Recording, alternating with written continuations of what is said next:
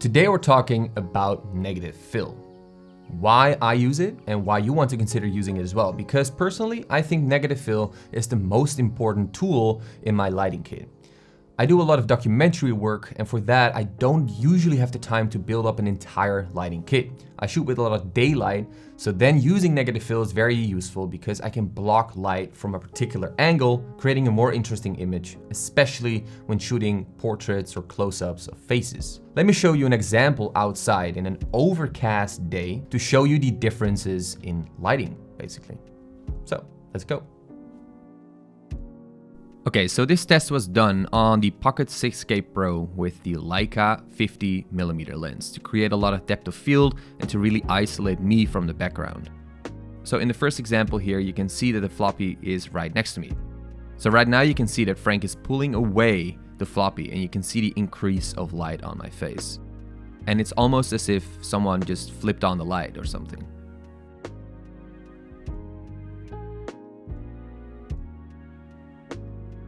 Let's take a look at when we place the floppy over my head.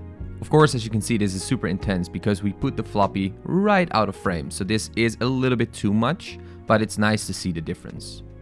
As you can see, when Frank takes away the floppy, the differences are insane. It's such a big difference. Of course, I did expose for the shot with the floppy. That's why the shot without the floppy looks a bit overexposed.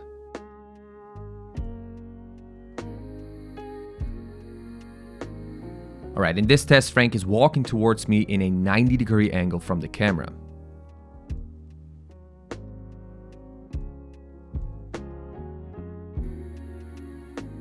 In this additional test, Frank is walking towards me in a 45-degree angle from the camera. So the differences in these two tests is that you can see that there is a lot more contrast on the face when Frank is walking towards me in a 45-degree angle, and it still lets through a lot of light from the back. Personally, I like this one the most, so this is the one that I use the most on set. Now, let's take a look at what this does side by side.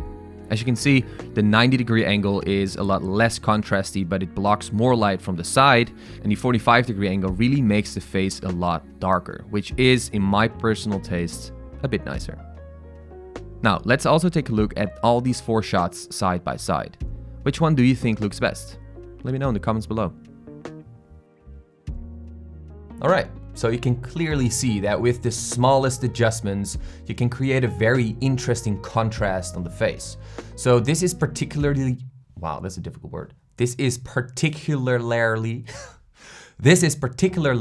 useful for portrait shoots. So when you're going close on a face and you want to create more depth on the face outside, for example. But you can also use this indoors, for example, by blocking entire windows. This way you can create a lot of mood and you have more control over where you want the lighting to come from.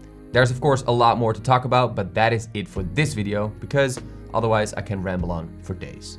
Enjoy the rest of your day. Let me know in the comments if you've learned something or if you have any questions, and I'll see you guys next week.